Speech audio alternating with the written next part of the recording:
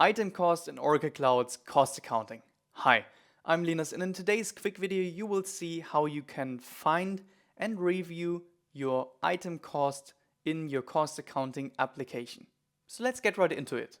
We're in a demo environment again as Casey Brown. Casey is a cost accountant and will go into the cost accounting application.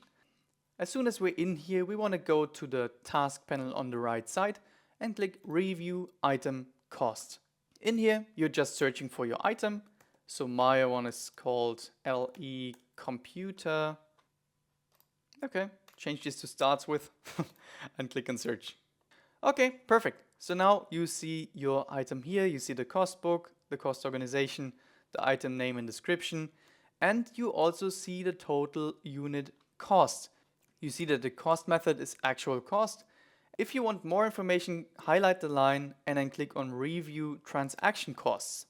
This will now give you extensive information, for example, on the different cost elements used.